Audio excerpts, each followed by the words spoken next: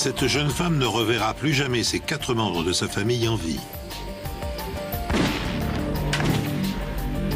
La fouille de la maison permettra non seulement de retrouver le meurtrier, C'était un meurtre vraiment atroce.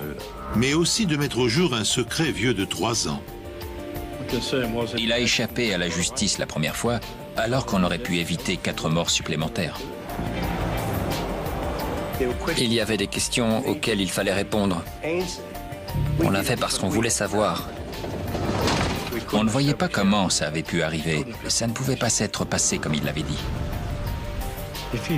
Si on examine les dégâts subis par les crânes, cette explication ne tient pas. Et dans son esprit, c'était sa façon, je suppose, d'expliquer ce qu'il avait fait. Plus on avançait et plus il était sur la sellette.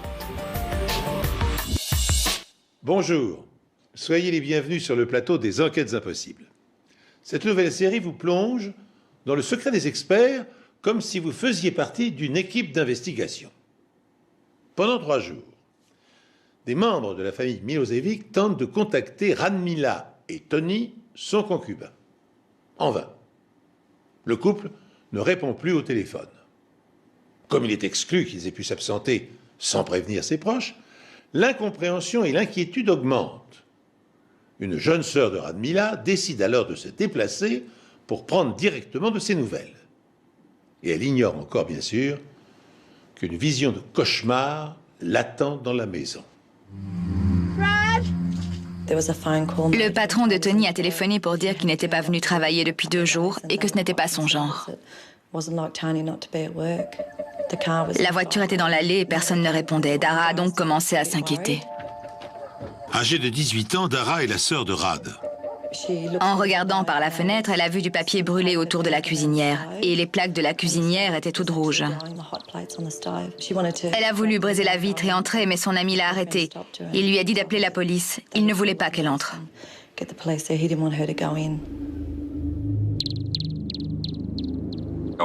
J'étais de service à Canberra ce 31 mars 1984. Avec un autre inspecteur, un jeune inspecteur.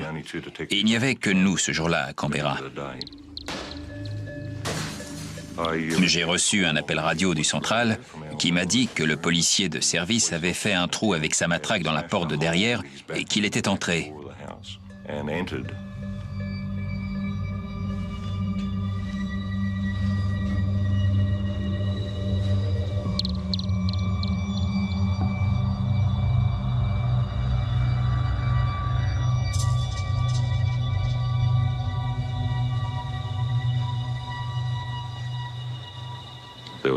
Il y avait une forte odeur d'essence dans la maison. De toute évidence, on avait tenté d'y mettre le feu.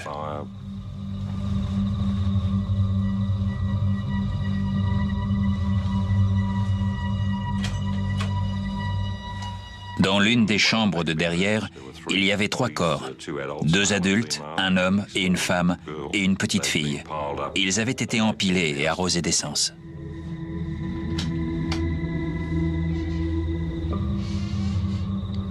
Et dans une autre chambre, il y avait un petit garçon. Tous avaient été tués par balle. Nous étions jeunes à cette époque, il y a 20 ans, et on avait aussi de jeunes enfants. Alors c'était vraiment horrible. En fait, j'étais ailleurs avec son autre sœur. L'autre sœur de Rad. On était en boîte de nuit et un ami est arrivé et a dit à sa sœur que quelque chose de terrible était arrivé à Rad et à Tony et que nous devions partir.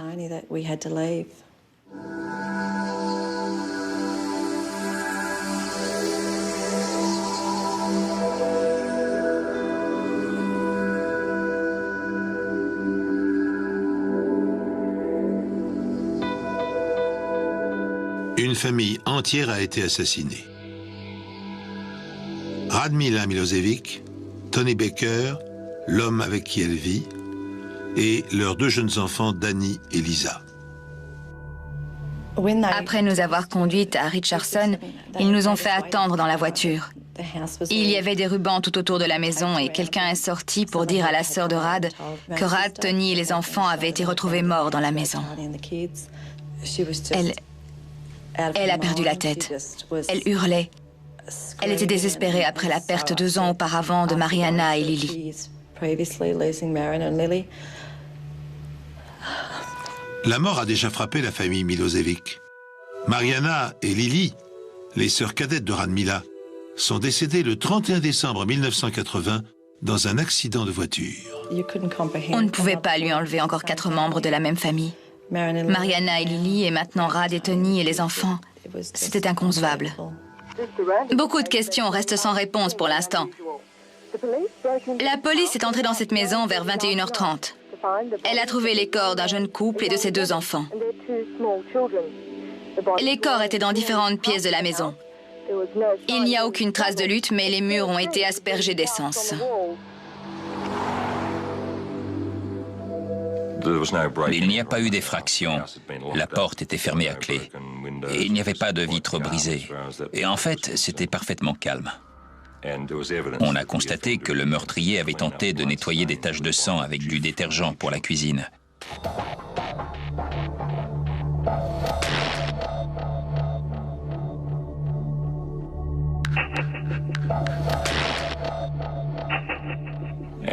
Et en voulant nettoyer les taches, il n'a fait que les étaler. Alors il a posé des coussins sur le sang pour essayer de le dissimuler. Le meurtrier a également voulu effacer ses traces. La cuisinière avait 2 petites plaques rondes à l'arrière, et devant, il y avait une plaque rectangulaire en forme de grille. Et les 2 plaques de l'arrière étaient allumées à fond, mais pas celles de devant. La personne qui a allumé la cuisinière dans sa hâte a tourné tous les boutons dans le même sens, et la plaque de devant, sur laquelle elle avait posé le journal, ne s'est pas allumée parce que le bouton était dans le mauvais sens. Il était sur bas au lieu de fort. La police scientifique essaie de reconstituer les événements. Elle pense que les meurtres pourraient remonter à vendredi. L'examen minutieux de l'intérieur de la maison suggère bientôt aux enquêteurs que le quadruple assassinat s'est sans doute produit plusieurs jours plus tôt. Par chance, dans sa hâte de prendre la fuite, le tueur fou a commis une maladresse qui a évité à la maison d'être incendiée. Incendie, bien sûr, qui aurait détruit la plupart des indices. Ainsi, les policiers retrouvent-ils intact le journal intime que Radmila tenait scrupuleusement au jour le jour.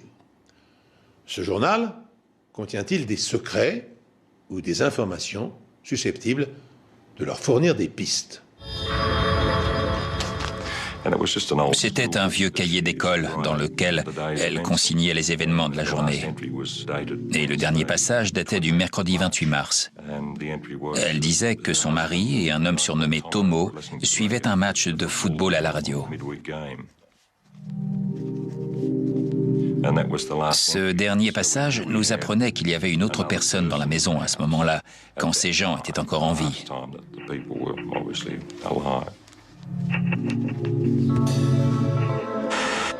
Ce matin, avec son unité mobile, la police a interrogé les voisins. La plupart d'entre eux ne connaissaient pas la famille et personne n'a entendu de coup de feu. Mais les gens avaient vu une voiture, toujours la même, faire des allées et venues autour de cette maison après ce mercredi. Et on avait des informations indiquant que cette voiture pourrait appartenir à Tomo. Il fallait donc identifier ce Tomo et savoir où il se trouvait.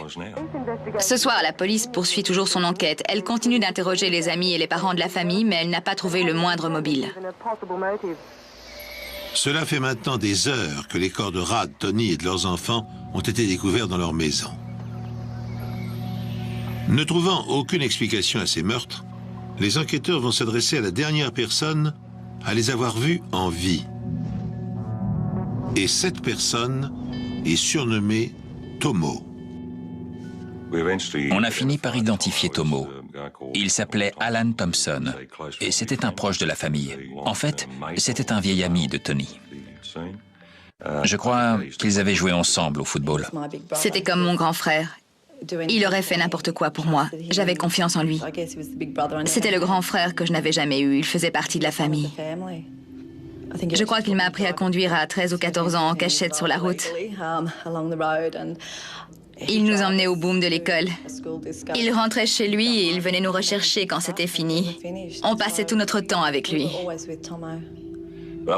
Des passages du journal indiquaient que ce Tomo venait régulièrement et qu'il jouait avec les enfants. Certains commentaires disaient qu'il mangeait toute leur nourriture. On savait que c'était un habitué. C'était aussi le petit ami de l'une des deux sœurs tuées dans un accident de la route, quelques années plus tôt. Tomo a rencontré Mariana un soir. Avec un ami, ils se promenaient en voiture sur l'avenue principale et Mariana et l'une de ses sœurs étaient dans les parages. Ils se sont arrêtés et ont commencé à discuter. Je crois que ça a commencé comme ça. Devenus très vite inséparables, Tomo et Mariana emménagent ensemble. Après 2 ans de vie commune, une tragédie stoppe net tous leurs projets d'avenir. Mariana est tuée dans un accident de la route. Brisé par le chagrin, désespéré, Tomo se rapproche de Radmila et de Tony, la sœur aînée et le beau-frère de sa fiancée, tragiquement disparu. En qualité de meilleur ami de la famille, il passe bientôt la plupart de ses soirées en leur compagnie.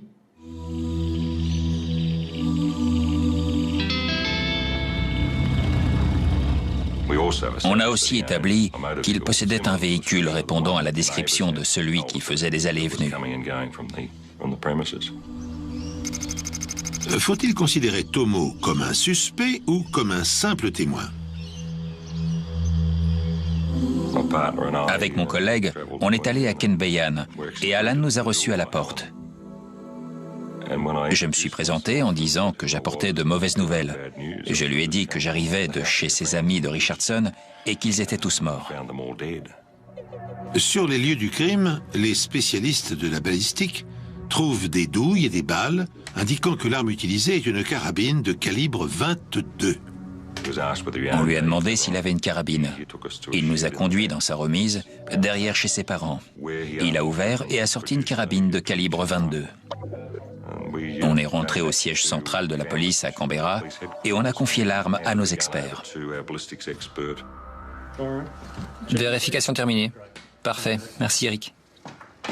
Ils nous ont conduits au poste de police. Et ils nous ont posé des questions sur Tomo. Ils nous ont demandé s'il possédait des armes ou si on pouvait avoir des raisons de penser que ça pouvait être lui. Et j'ai répondu que ce n'était pas Tomo, qu'il ne ferait jamais une chose pareille.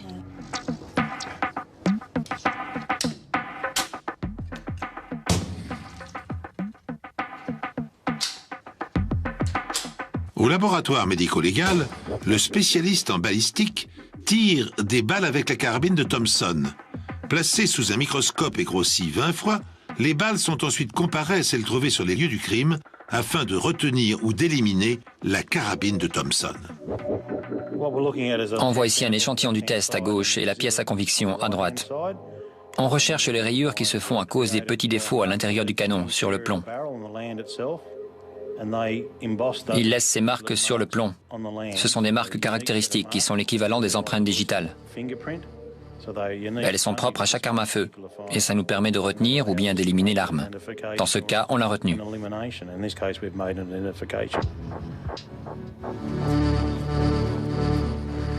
Le lendemain, on a appris que Thompson était allé dans une station-service à la sortie de Kenbeyan pour acheter de l'essence.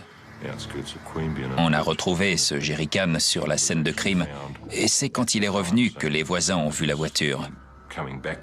Il devenait évident qu'Alan Thompson était notre meurtrier. On l'a interrogé en lui présentant les preuves et au début, il a nié son implication dans les meurtres. Ensuite, il a déclaré « Je suis allé chercher la carabine dans la voiture et je suis rentré avant de commencer à tirer. » Mais il nous a dit qu'il ne savait pas ce qu'il faisait et qu'il tirait au hasard. Ça ne correspondait pas à la scène recréée par les experts. Les tirs étaient plus contrôlés, plus précis. Il ne s'agissait pas de tirs au hasard d'une personne qui ne sait pas ce qu'elle fait.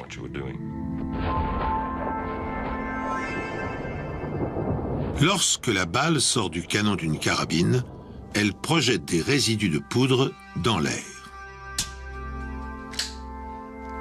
Tu peux vérifier que je suis en contact? Plus le canon est proche de la cible et plus ces résidus sont concentrés autour de l'orifice d'entrée de la balle. Prêt?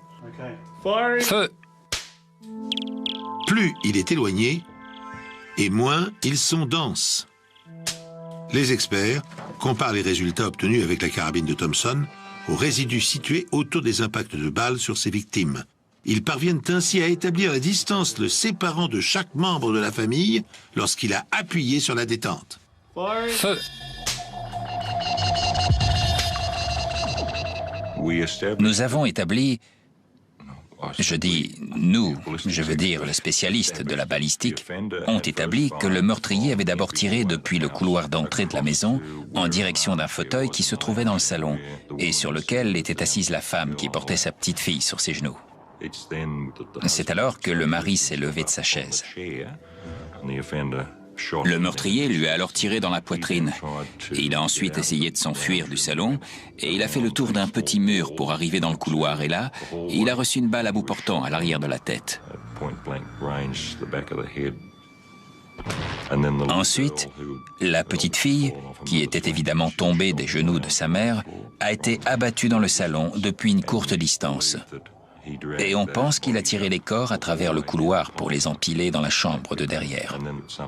Ensuite, à un autre moment, l'autre enfant a été tué dans son lit, à bout portant. C'était donc un meurtre vraiment atroce.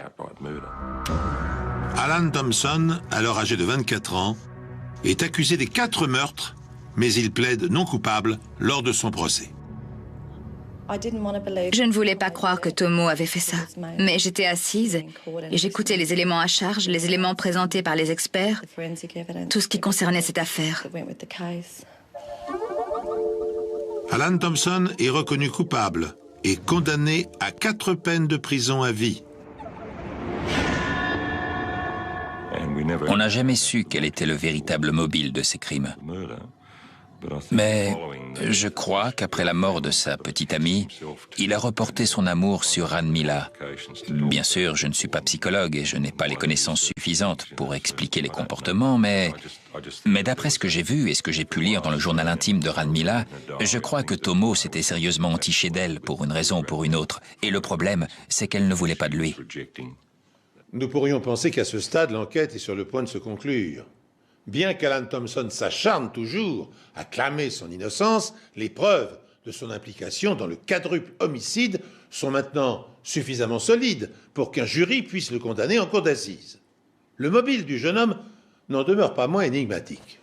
Pourquoi et comment a-t-il pu massacrer 4 personnes?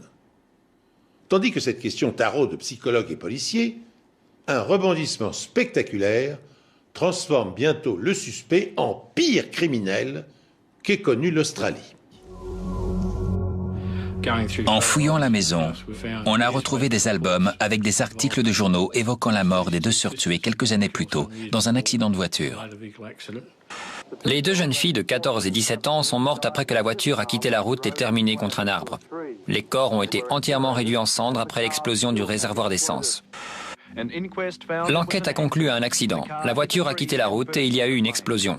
Le conducteur, qui s'en est sorti indemne, est un proche de la famille, du nom d'Alan Thompson.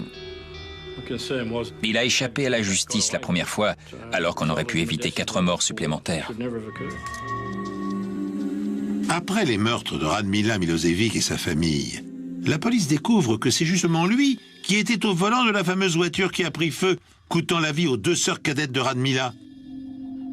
Est-ce une simple coïncidence de voir le même homme responsable de la mort de 3 sœurs, ou bien y a-t-il un secret derrière tout ça?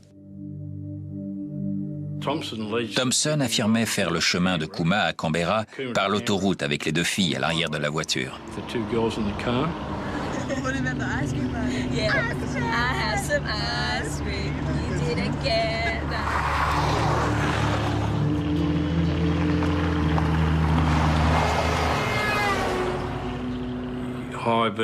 C'est une voiture arrivant à grande vitesse dans l'autre sens qui les a fait sortir de la route.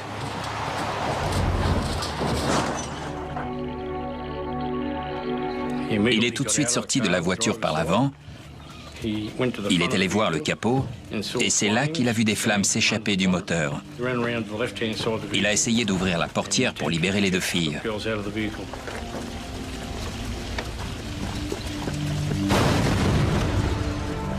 Mais La voiture a très vite été engloutie par les flammes et les 2 adolescentes sont mortes à l'intérieur. On m'a appelé à mon travail pour m'annoncer que Mariana et Lily étaient mortes et que Tomo avait été brûlé au bras en essayant de les sortir de la voiture.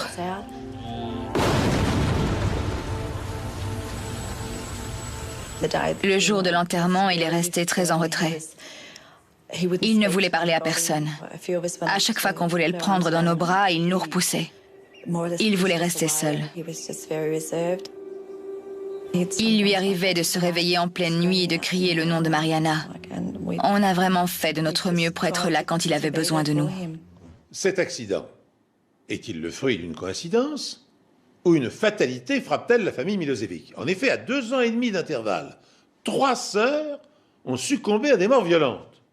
Comme on sait maintenant que Thompson est vraisemblablement l'auteur du meurtre de Radmila, n'est-il pas étrange de constater qu'il se trouvait aussi au volant du véhicule qui a percuté un arbre avant de s'embraser? Et tandis que Thompson était sorti indemne de l'accident, Mariana et sa jeune sœur avaient péri carbonisés. Bien que le coroner de l'État ait confirmé la thèse de la mort accidentelle, Rick Nines et Tom McKillen, son équipier, ont des doutes sur la véracité de cette version des faits. Et pour en avoir le cœur net, ils décident de réexaminer les circonstances du drame et de recueillir de nouveaux indices.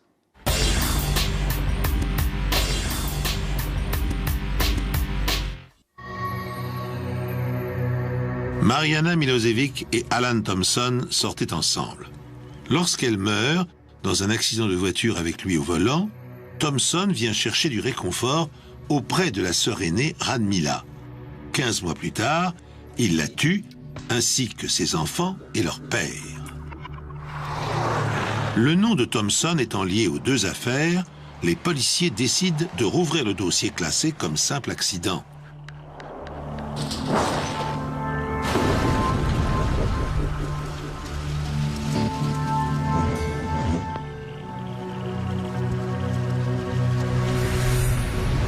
Le secret d'Alan Thompson est révélé au grand jour et les véritables événements de cette nuit-là sont finalement retracés avec précision. Le dossier faisait mention d'un accident de voiture et rien de plus. Mais on trouvait le dossier incomplet. Les éléments ne permettaient pas de conclure à 100% à un accident. Il y avait des questions qui n'avaient pas été posées et qui auraient permis d'y voir plus clair sur sa version des faits. Heureusement pour nous, les pompiers avaient pris énormément de photos du véhicule et en les regardant de plus près, on s'est aperçu que le témoignage de Thompson ne correspondait pas du tout à ce que montraient les photos de l'accident. S'il roulait à la vitesse qu'il avait prétendu, la voiture aurait subi beaucoup plus de dégâts que ce qu'on pouvait voir sur les photos.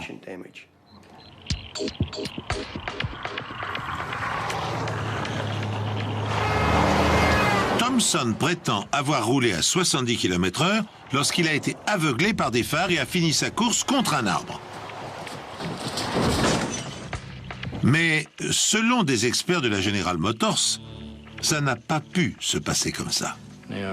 Les experts nous ont tout de suite dit qu'ils ne croyaient pas du tout à cette histoire. Ils estimaient plutôt la vitesse à 25 km/h. La question, c'était de savoir pourquoi il avait raconté ça. Peut-être que c'était pour se protéger, et tout simplement parce qu'il avait prémédité l'accident. On a donc décidé de vérifier si notre théorie du meurtre maquillé en accident tenait la route. On a décidé de faire une reconstitution des faits, mais on n'a pas pu le faire avec l'arbre d'origine. On a donc acheté un modèle de voiture similaire et on s'est mis au travail sur un site d'entraînement de la police. On a choisi une partie pentue. Ensuite, on a choisi un arbre aux dimensions équivalentes à celui de l'accident et on a dû s'y reprendre à plusieurs fois pour essayer d'obtenir une vitesse de 25 km/h.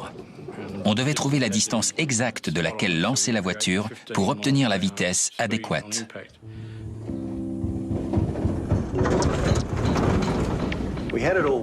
On avait tout mis en place. Chacun avait son rôle. Moi, je devais chronométrer la scène. Eric était là pour observer. On avait prévu un chauffeur qui avait accepté de faire la cascade avec tout le matériel de sécurité adéquat. Mais en voyant la pente de plus près, il a finalement trouvé l'expérience un peu trop risquée à son goût.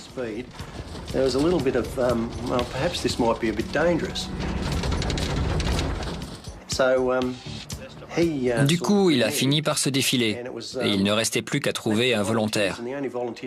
Et le seul à bien vouloir le faire, c'était Rick Nines.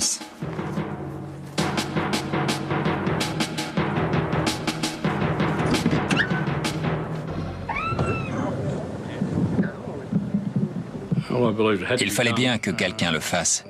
Et comme il n'y avait plus que moi, j'ai décidé de le faire. Il s'est installé au volant et on l'a lancé à pleine vitesse contre l'arbre.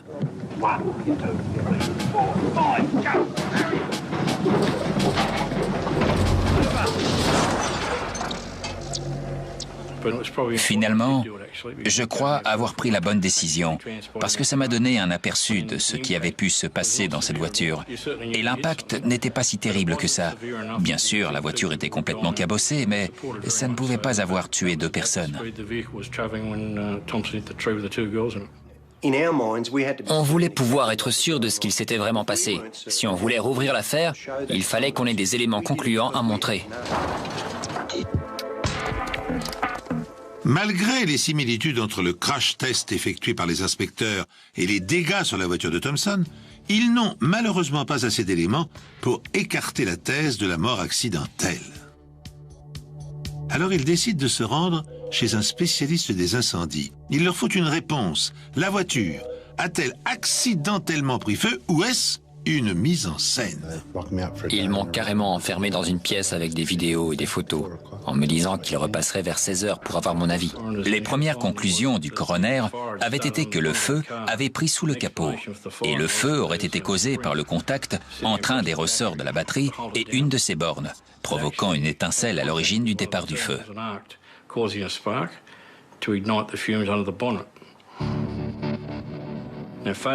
Sur les photos, on pouvait voir la voiture remorquée par une dépanneuse et tout semblait indiquer que ses phares étaient encore allumés. Ça me paraissait quand même un peu absurde d'affirmer que le feu avait été provoqué par la batterie. Si on regarde les dégâts moteurs, on voit qu'il y a eu surchauffe des câbles et des durites, mais on ne voit pas de brûlure à proprement parler. S'il y avait vraiment eu le feu, les fils seraient au moins à nu pour peu qu'ils aient résisté, mais en aucun cas, ils ne seraient encore isolés. Les durites et les courroies auraient brûlé. De plus, le feu se serait propagé jusqu'au pare-feu, ce qui n'était absolument pas le cas.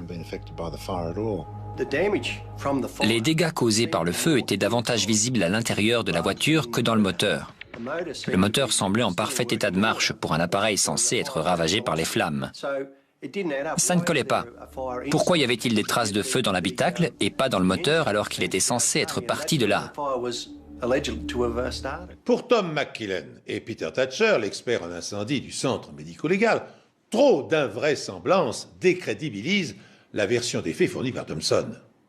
Ce dernier affirme en effet qu'après le choc, le feu s'est propagé du moteur à l'habitacle en quelques minutes. Or, à moins d'utiliser un accélérateur de combustion, une voiture ne peut pas brûler complètement car, en dehors du réservoir, des pneus, des sièges et des garnitures, peu de matériaux sont inflammables.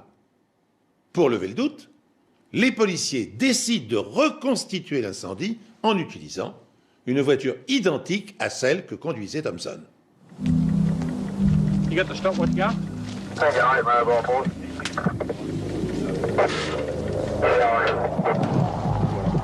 Fire me now. Pretty good fire.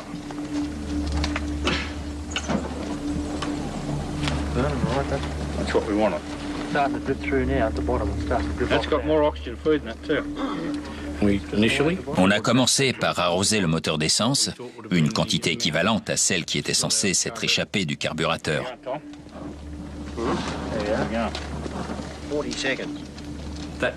Si l'essence a effectivement pris feu dans le moteur, il a très vite été circonscrit en raison du manque d'oxygène.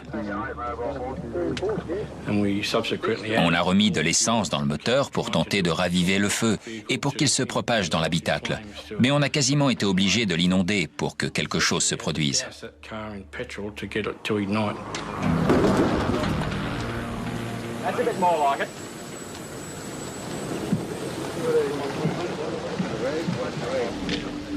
On a dû utiliser une sacrée dose d'essence pour qu'enfin les flammes traversent le pare-feu et envahissent l'habitacle.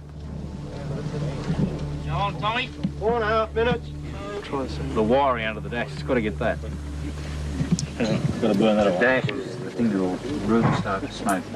Cars will catch. Les voitures peuvent prendre feu, mais il faut vraiment un choc à très grande vitesse pour provoquer une rupture des canalisations et du réservoir d'essence. Et pour en plus élever le feu au degré de chaleur suffisant pour sa propagation, il faut une grande quantité de produits accélérants tout autour. 15 minutes now. Okay, 15 minutes. On a donc terminé la reconstitution pour voir si le témoignage de Thompson tenait la route. Mais on n'a pas pu découvrir ce qui s'était vraiment passé. Ça voulait dire que son histoire ne tenait pas debout.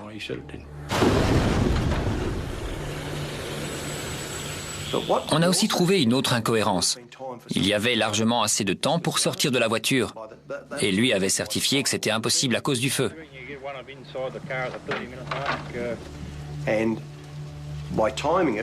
En chronométrant la scène, on a pu établir qu'il y avait donc un deuxième point de son témoignage qui ne tenait pas la route. Il avait largement le temps d'entrer à l'arrière de la voiture, vu la quantité d'essence qu'on avait dû utiliser pour que la voiture s'enflamme.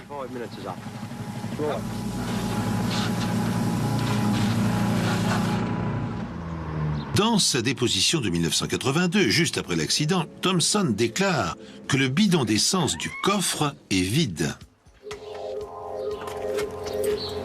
Mais lorsque les inspecteurs Nines et McKillen lui parlent de leurs doutes sur la véracité de ses dires, Il a légèrement changé de version.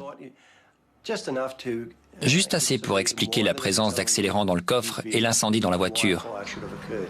il leur raconte qu'il a acheté de l'essence pour sa mère l'après-midi même, mais qu'il a oublié de la lui donner.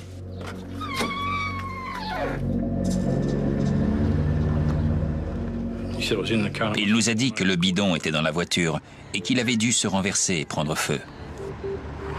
Il leur affirme n'avoir rien dit à l'époque de peur d'être tenu pour responsable de l'incendie. Les inspecteurs se trompent-ils ou leur intuition est-elle la bonne? La réponse est sous leurs yeux. Mais ils ne le savent pas encore. Alan Thompson a tout d'abord affirmé qu'il n'y avait pas de bidon d'essence dans sa voiture la nuit de la mort de sa petite amie et de sa sœur cadette dans l'incendie. Mais 3 ans après, il change sa version. Il affirme cette fois qu'il y avait bien un bidon d'essence dans la voiture et que celui-ci a dû se renverser. Thompson a-t-il menti pour éviter d'être tenu pour responsable de l'incendie ou s'est-il parjuré pour une autre raison? Si on regarde les photos de l'arbre contre lequel la voiture est venue s'écraser, on voit des traces de feu au-dessus du capot de la voiture. Comment est-ce possible si le feu a effectivement pris dans le moteur?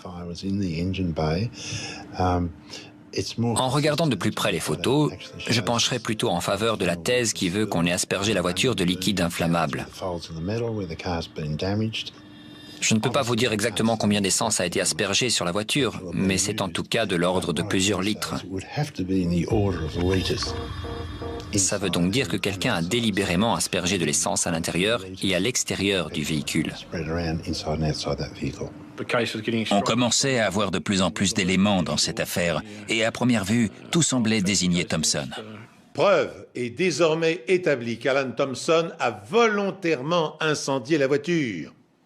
Mais a-t-il condamné l'ouverture des portes avant le crash, afin que les jeunes filles ne puissent pas s'en échapper et soient brûlées vives? Ou les a-t-il tuées avant l'accident? Et a-t-il procédé ensuite à une sinistre mise en scène?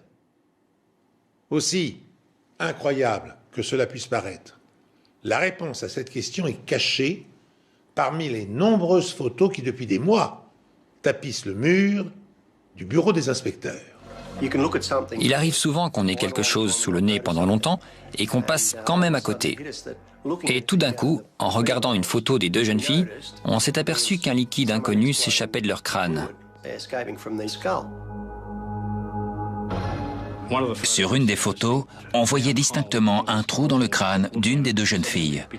On a donc voulu en savoir plus. Ça ne se voit pas tout de suite, mais si on regarde de plus près les photos, on voit que les crânes sont très endommagés. On sait par les directeurs de crématorium et par ce qui s'est passé pendant la Révolution russe que quand un crâne explose dans un incendie, c'est uniquement quand le feu est très rapide et à très haute température. Une très forte pression s'exerce sur le haut du crâne et il en résulte obligatoirement une explosion du crâne. Mais ici, ça ne correspond absolument pas. On dirait plutôt l'orifice de sortie d'un projectile, autrement dit, d'une balle. Et dans l'un des deux crânes, on a un orifice d'entrée bien visible qui signifie qu'on leur a tiré une balle dans la tête. C'est aujourd'hui que le destin tragique de 3 sœurs de Canberra va être dévoilé à la Cour fédérale. Ian Temby, avocat de la couronne, a affirmé que Thompson était déjà sous le coup d'une inculpation pour le meurtre de l'une des 3 sœurs. Cela suffit à une nouvelle mise en examen. Selon lui, cette mise en examen calmera la colère du public et mettra cette affaire à jour. Monsieur Temby a affirmé que de nouvelles preuves venaient contredire la version de Thompson sur l'origine de l'incendie de la voiture. Aujourd'hui, Thompson admet le fait qu'il y avait bien un bidon d'essence dans la voiture alors qu'il l'avait toujours nié jusqu'à présent. L'avocat de Thompson, quant à lui, prétend que ces preuves ne fournissent aucun nouvel élément et met l'accent sur le coût d'une nouvelle enquête. Il ne restait plus qu'à exhumer les corps et à chercher d'éventuelles preuves scientifiques sur les jeunes filles. Si le témoignage de Thompson était véridique, on aurait obligatoirement retrouvé des traces de brûlures sur le larynx et les poumons des deux filles, même si elles avaient été inconscientes.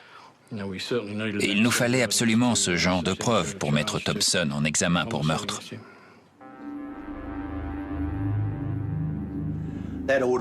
On a donc donné l'ordre de procéder à l'exhumation des corps. Et après une nouvelle autopsie, on a trouvé des traces de blessures par balle. Des traces de blessures par balle ont été décelées sur les corps d'au moins l'une des 2 sœurs. Des blessures par balle provenant d'une carabine de calibre 22, le même calibre que celui utilisé par Alan Thompson lors du meurtre de Ranmila, la sœur aînée des jeunes filles et de sa famille. Au cours de l'autopsie, le légiste n'a trouvé aucune trace de brûlure sur le larynx ou les organes internes et il a pu formellement établir que les deux filles étaient déjà mortes au moment de l'incendie. Il a également retrouvé des traces de plomb dues au passage d'une balle à travers le crâne. Il a donc pu établir avec certitude que les deux filles avaient reçu une balle dans la tête et qu'elles étaient donc mortes avant l'incendie. Au cours de l'enquête, notre intérêt n'a cessé de grandir sur cette affaire. On a voulu aller jusqu'au bout. Et plus on avançait, plus on s'éloignait des premières conclusions. Que s'est-il réellement passé cette fameuse nuit? Qu'est-ce qui a bien pu pousser Thompson à tuer sa petite amie et sa sœur cadette? Juste avant l'accident, Mariana est venue nous voir au travail pour parler à sa sœur. C'est la seule et unique fois où elle nous a dit qu'elle avait peur de lui. Mariana avait peur de la violence refoulée d'Alan Thompson, son fiancé. Cette révélation remet en perspective toute la relation qui liait les jeunes gens et que chacun dans la famille s'accordait naïvement à trouver exemplaire. Elle explique aussi la suite tragique des événements.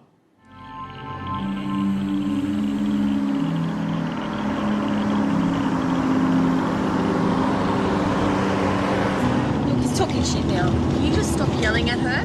I'll do what I want, all right? Excuse me. The younger sister had come. La sœur cadette avait prévu de passer le week-end avec eux. Il y avait de la séparation dans l'air. La jeune fille avait l'intention de le quitter et lui ne voulait pas en entendre parler.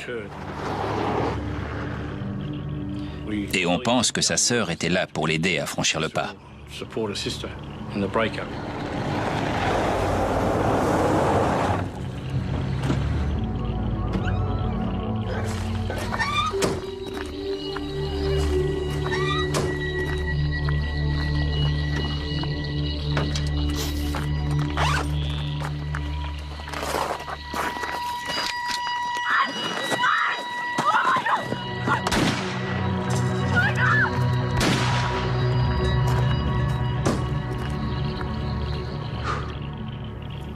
Je pense qu'il les a tués parce que Mariana voulait le quitter.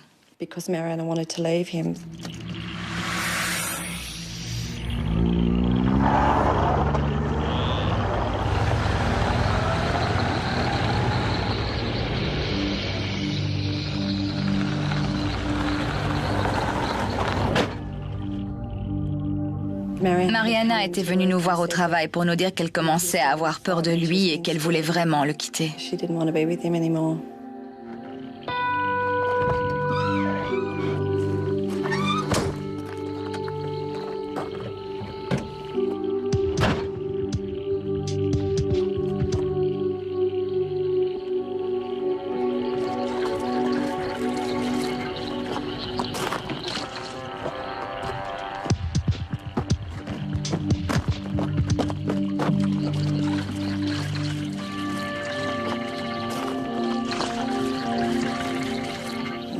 Si elle n'était plus à lui, elle ne serait à personne.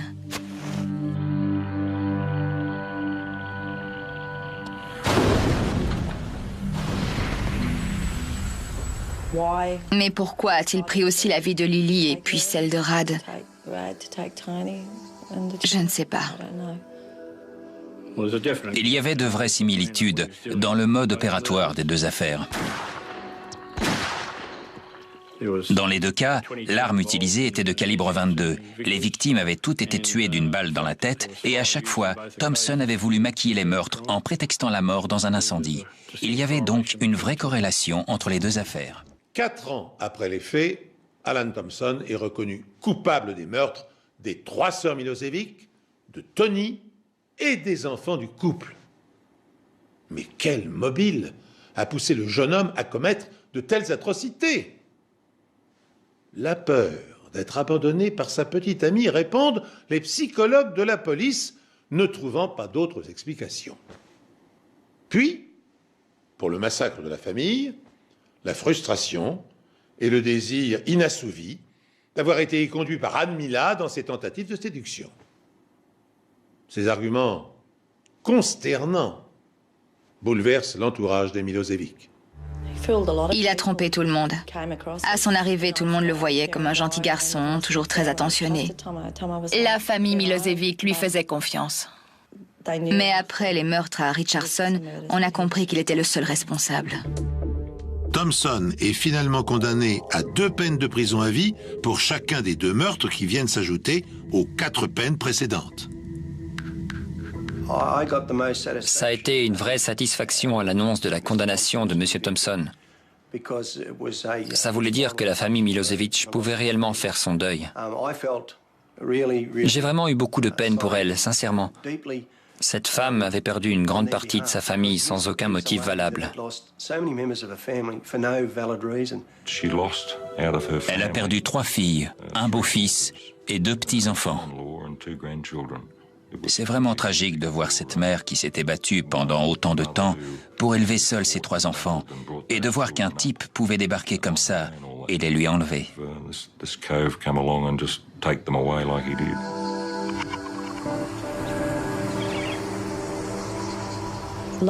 Aujourd'hui, après 20 années plutôt étranges, la vie reprend son cours. Il ne se passe pas un seul jour où ceux qui sont encore là ne pensent pas à Rad, Tony et leurs enfants, ainsi qu'à Mariana et Lily. Il a complètement anéanti cette famille. Je ne pense plus du tout la même chose de Tomo comparé à l'époque où j'étais jeune. Je le déteste maintenant. Sûrement autant qu'eux pour ce qu'il leur a fait subir. À leur façon, Bronwyn et la famille meurtrie ont réussi à rayer Alan Thompson de leur vie. À l'origine, le nom de Tomo figurait sur la pierre tombale de Mariana. Il y avait écrit « Avec tout l'amour d'Alan ». À cette époque, il le croyait vraiment amoureux d'elle, mais après tout ça, on a rayé son nom. Bien entendu, on ne vit plus dans une société qui applique la loi du œil pour œil, dent pour dent. On ne peut pas ramener les morts à la vie, on ne peut pas remonter le temps, mais aujourd'hui, les gens en général aiment voir ce genre de criminel puni pour ce qu'il a fait. Alan Thompson se trouve derrière les barreaux depuis plus de 20 ans maintenant. Il purge sa peine dans une prison de haute sécurité.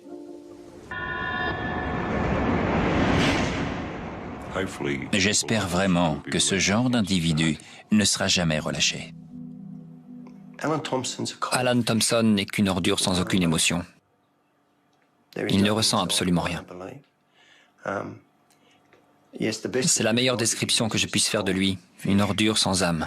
Une ordure sans âme. Un poisson froid en anglais. C'est ainsi que le policier McKillen décrit littéralement Alan Thompson, le tueur en série le plus tristement célèbre d'Australie. Enfermé derrière des barreaux depuis près de 25 ans, Thompson a-t-il parfois l'ombre d'un remords? A-t-il une pensée pour la jeune fille dont il était tombé amoureux et qu'il a tué de sang-froid? Éprouve-t-il le moindre sentiment pour Rad et Tony, le couple d'amis fidèles qu'il accueillait chaque soir dans leur maison pleine de vie? A-t-il le moindre repentir pour avoir arraché la vie à 2 enfants en les fusillant à bout portant comme du gibier? Sincèrement, j'ose l'espérer, à moins que son esprit fêlé ne reste sourd au murmure de sa conscience, comme les bruits du monde extérieur sont étouffés par les murs infranchissables de la prison où il croupit. Bonsoir. Je vous remercie de nous être fidèles et je vous donne rendez-vous prochainement sur cette antenne pour un nouvel épisode des Enquêtes Impossibles.